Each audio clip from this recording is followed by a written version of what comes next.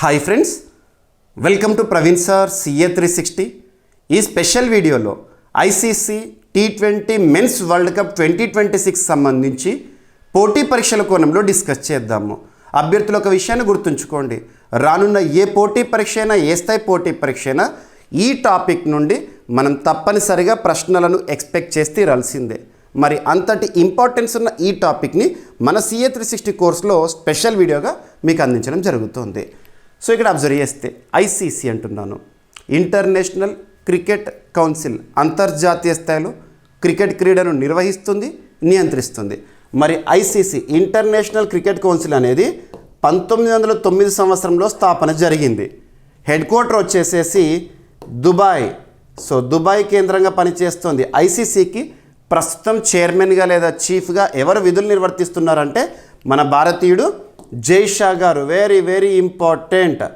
ICC చరిత్రలోనే, international cricket council చరిత్రలోనే అతి పిన్న వయస్కుడు చైర్మన్గా ఉండడము. ఇకపోతే భారతదేశంలో క్రికెట్ క్రీడను నిర్వహించేది, నియంత్రించేది BCCI, board of control for cricket in India. ప్రస్తుతం BCCI ప్రెసిడెంట్గా మిథున్ మన్హాస్ గారు విధులు నిర్వర్తిస్తున్నారు. జమ్మూ కాశ్మీర్ నుండి మొట్టమొదటిసారి BCCI ప్రెసిడెంట్గా ఒక వ్యక్తి. ఇక పక్కన పెడితే ICC men's T20 world cup 2026. So ఈ సంవత్సరం జరిగిన ఈ T20 వరల్డ్ కప్ అనేది మొదటి నుండి కౌంట్ చేస్తే ఎన్నవ ఎడిషన్ అంటారు? ఇది 10th ఎడిషన్.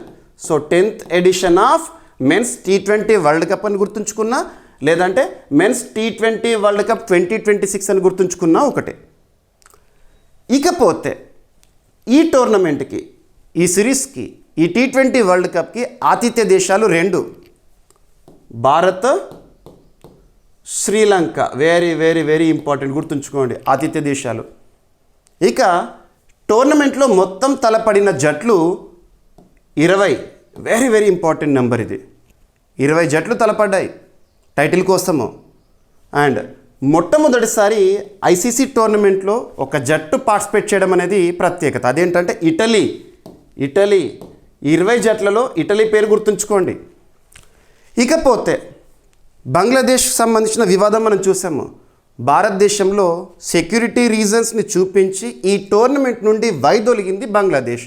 మరి బంగ్లాదేశ్ వైదొలడంతో బంగ్లాదేశ్ స్థానంలో టోర్నమెంట్కి అర్హత సాధించిన జట్టు ఏదంటే స్కాట్లాండ్. వెరీ ఇంపార్టెంట్ ఈ పాయింట్స్ అన్నీ కూడా. ఇకపోతే ఫైనల్లో తలపడిన జట్లేంటి? Bharat, New Zealand. Bharat first batting చేసింది, 255 ఫర్ 5, 255 భారీ పరుగులను సాధించింది. ఇక చేజింగ్ చేసిన న్యూజిలాండ్ జట్టు 159కే ఆల్అవుట్ అయింది. ఇక భారత్ 96 పరుగుల తేడాతో అద్భుతమైన విజయాన్ని నమోదు చేసింది. మరి భారత జట్టు కెప్టెన్గా ఎవరు అంటే Suryakumar Yadav. Very important person Suryakumar Yadav, team India captain. మరి ఫైనల్లో తలపడిన న్యూజిలాండ్ జట్టు కెప్టెన్ ఎవరంటారు? Mitchell Santner.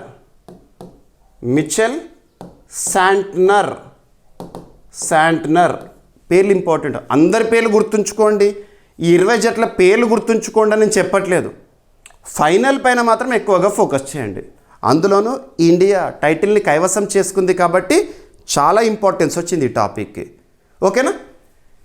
ఇకపోతే మరి ఫైనల్ వేదిక ఏంటి? మన భారతదేశంలోని అహ్మదాబాద్లో ఉన్న నరేంద్ర మోదీ స్టేడియం యొక్క ప్రత్యేకత ఏంటి? The world's largest cricket stadium. ప్రపంచంలోనే అతిపెద్ద cricket stadium Narendra Modi stadium. ఎక్కడుంది? గుజరాత్ రాష్ట్రంలో అహ్మదాబాద్. సో అక్కడ జరిగింది ఫైనల్ మ్యాచ్ ఈ టోర్నమెంట్కి సంబంధించి. మనం చరిత్రలోకి వెళ్తే 2023 నవంబర్ 19 రోజున అదే వేదికలో team India versus Australia ICC one day world cup జరిగింది, మెన్స్ వన్డే వరల్డ్ కప్. అందులో టీమిండియా ఓడిపోయింది ఆస్ట్రేలియా చేతిలో.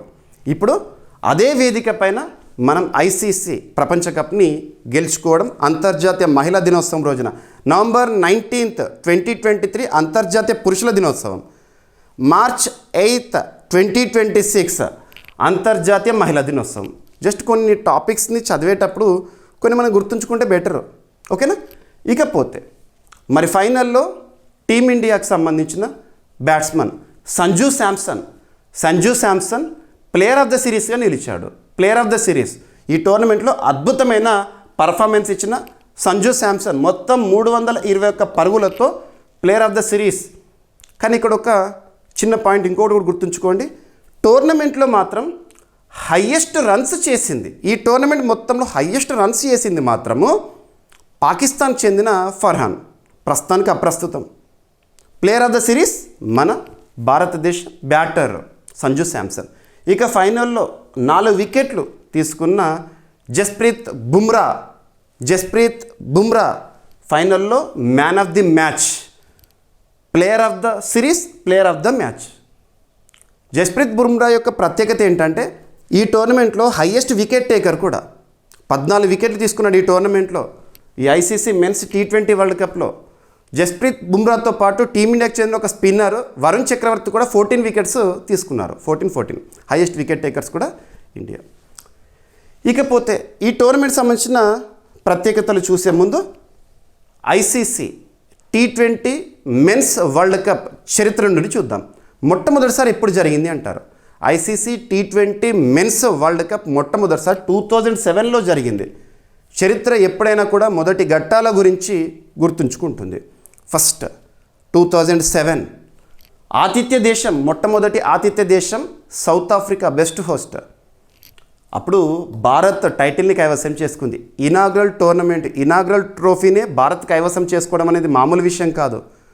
మరి మొట్టమొదటిసారి ICC T20 men's world cup టైటిల్ని భారత్కి తీసుకొచ్చిన కెప్టెన్ మహేంద్ర సింగ్ ధోని చరిత్రలో గుర్తుంచుకోండి.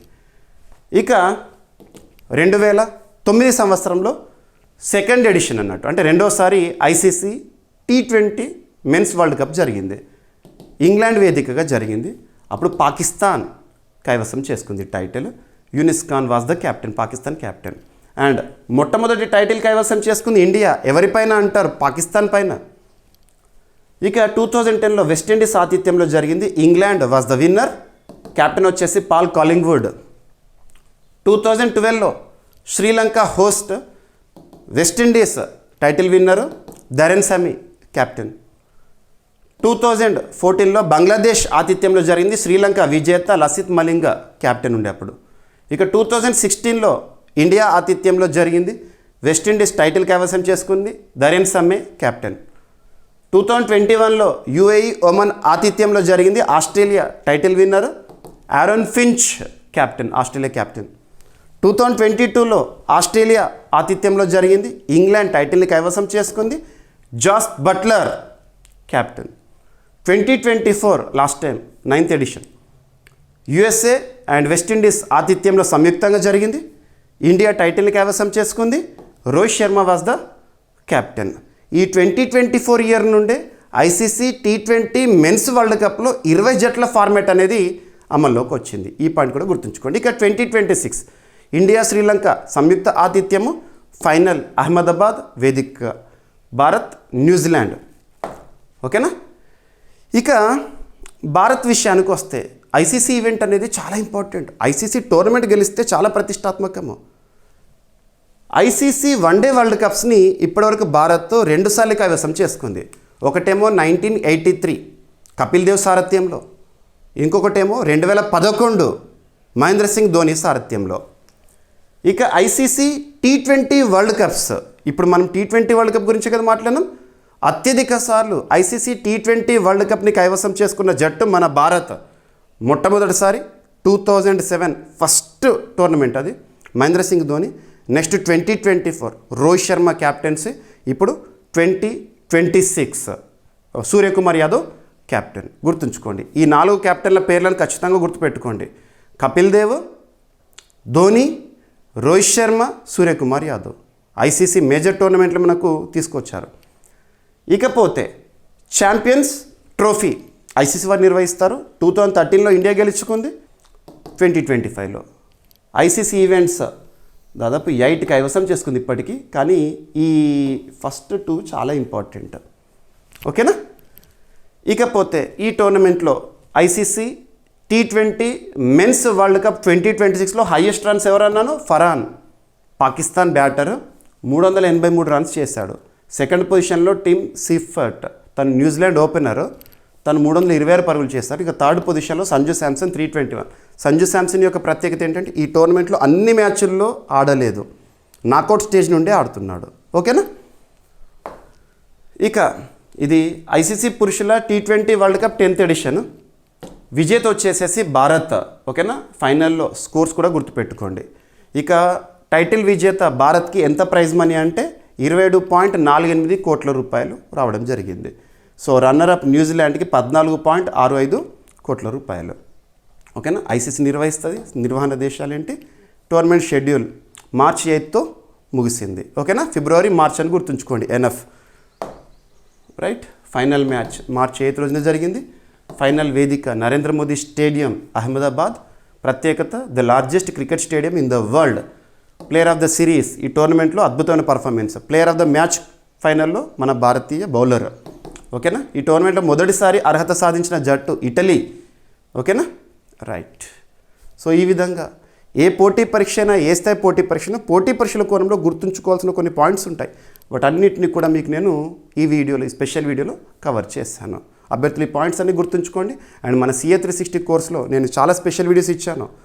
ఎక్స్ప్లెనేషన్ విన్న తర్వాత ఇదంతా కూడా మీకు PDF రూపంలో అందుబాటులో ఉంటుంది. తెలుగు మీడియం అభ్యర్థుల కోసం తెలుగులో ఉంటుంది, ఇంగ్లీష్ మీడియం అభ్యర్థుల కోసం ఇంగ్లీష్లో ఉంటుంది. You can download it. ఓకేనా. క్లాస్ విన్న తర్వాత ఒకసారి రివిజన్ చేయండి, సరిపోతుంది. ఓకేనా. అండ్ మన డైలీ కరెంట్ అఫైర్స్ని ప్రతిరోజు అందిస్తున్నాను, ప్రతిరోజు చూడండి. ఓకేనా. అడగొచ్చు.